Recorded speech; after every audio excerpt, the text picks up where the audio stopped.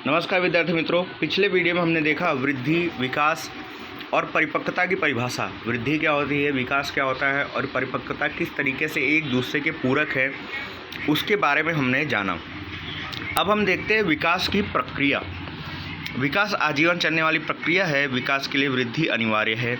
वृद्धि की पीठ पर विकास की सवारी होती है। विकास पूर्ण मुद्दा है। शारीरिक और मानसिक बदलावों के संयोजन से विकास होता है। शारीरिक मानसिक मतलब शरीर और मानसिक रूप से उम्र के हिसाब से मानसिक जो विकास होता है वो दोनों के संयोजन को विकास कहते हैं। विकास में समग्रता है, वह संपूर्ण परिवर्तन सूचित करता है।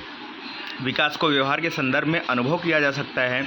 विकास का प्रत्यक्ष मापन नहीं हो सकता, परोक्ष मापन हो सकता है।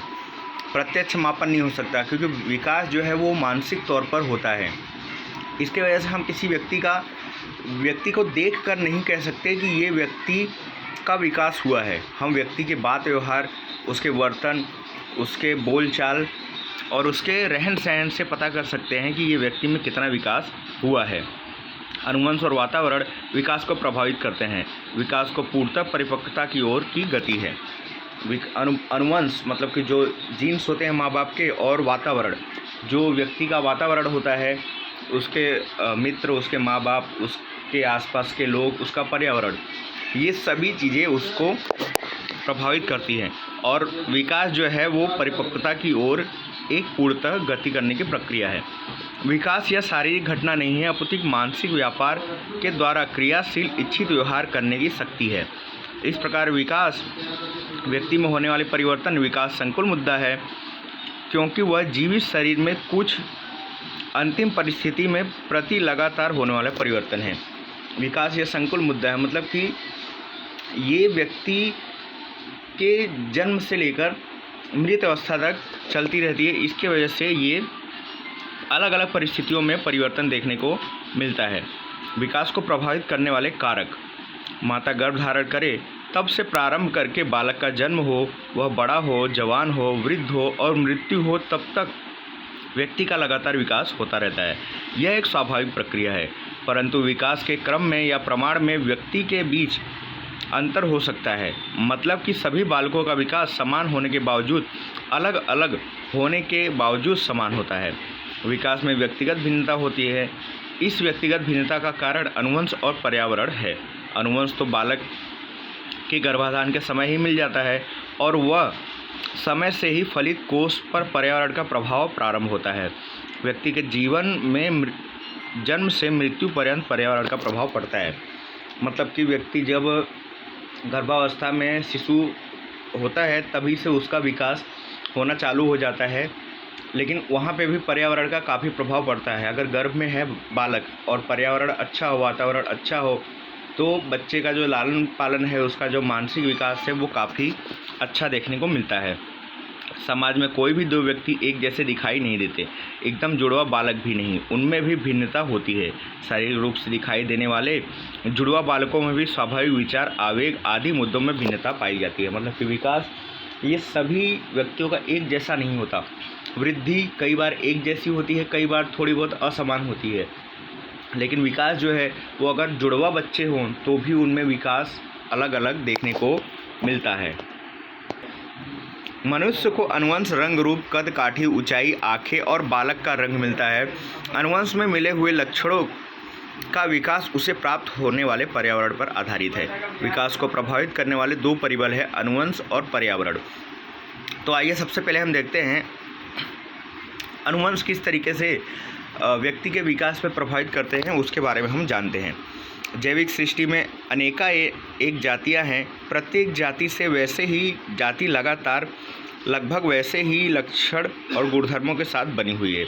इसका क्या कारण है? यह प्रश्न हमारे मन में भी स्वाभाविक ही उत्पन्न होता है।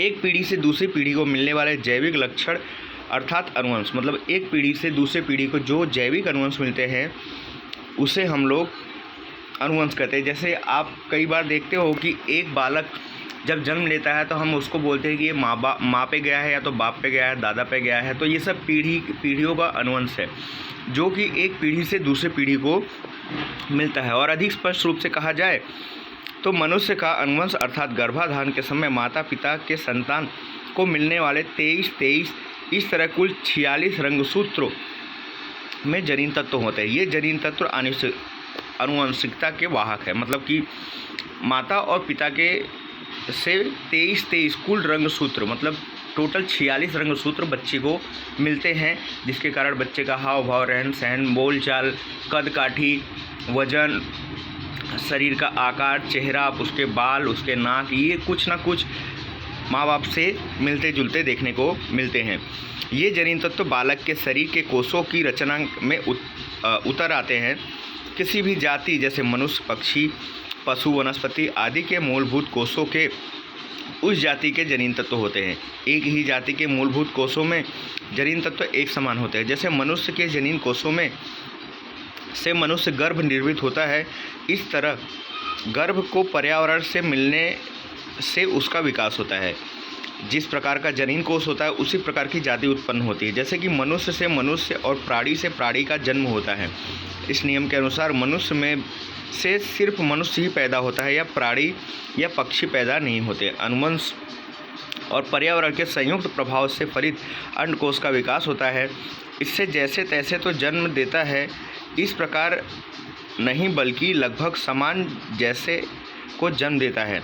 Like 10 to beget almost like, मनुष्य मानव बाल को जन्म देता है, यह सही है, लेकिन बालक के जन्मदाता माता पिता जैसे पूरे का पूरा नहीं, लेकिन अधिकांश समानता होती है।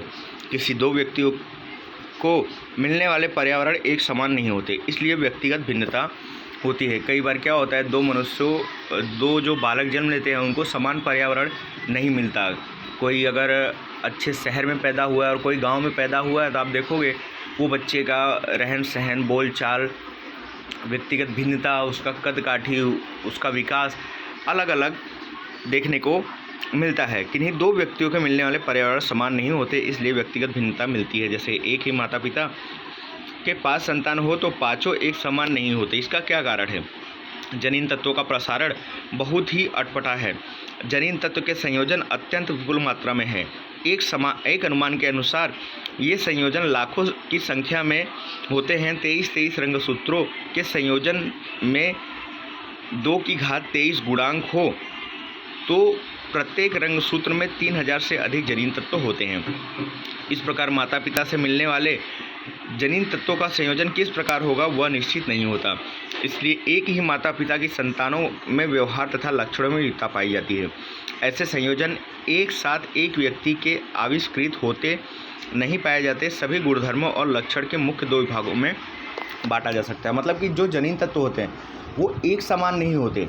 अगर एक समान होते तो सभी के सभी बालक एक ही रंग, एक ही कद, एक ही काठी, एक ही वजन, एक ही बर्तन व्यवहार, एक ही बोल चाल, उनका सब कुछ सेम देखने को मिलता है। लेकिन जो रंगसूत्र हैं, कब कौन सा रंगसूत्र किस प्रकार का होगा, कौन से बालक में कितना होगा, पर्यावरण का कौन से बालक पे कैसा प्रभाव होगा, वो संभव नहीं होता है, वो समान नहीं होता है, जिसके वजह से सभी में असमानता देखने को मिलती है।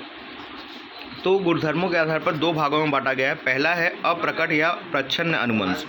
जनीन तत्वों के संयोजन में जो गुणधर्म और लक्षण होते हैं वे बालक के आंतरिक गठन में होते हैं, लेकिन वे सभी अनुवंश में प्रकट नहीं होते। ऐसी अनुवंश को अप्रकट या प्रच्छन्न अनुवंश कहा जाता है। मतलब जो जनीन तत्व समान गुणधर्म और लक्षण होते हैं वे बालक में आंतरिक गठन में होते हैं, तो उसे अनुवंश को अप्रकट या प्रच्छन्न अनुवंश के रूप में जाना जाता है।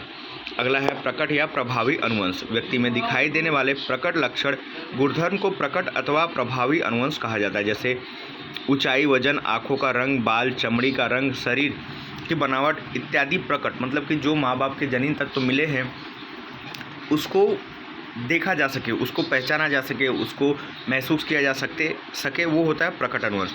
और अप्रकट अनुवंश मतलब कि जो जेनेटिक रूप से मिलता तो है लेकिन वो धीरे धीरे वातावरण के साथ, पर्यावरण के साथ, माहौल के साथ वो बदलता जाता है, तो उसे अप्रकट अनुवंश कहते हैं। व्यक्ति के विकास के अनुवंश के प्रभाव के उपरांत जीवन के समय काल के दौरान अनुभव किए गए अन्य परिबलों का भी योगदान होता है, जैसे जैविक, बोधात्मक, सामाजिक, स्नेह प्रधान प्रक्रियाएं भी प्रभावित करती है। इसके साथ अनुभव तथा परिपक्वता का भी योगदान होता है। इसका योगदान किस प्रकार होता है वो विस्तार पूर्वक जानेंगे।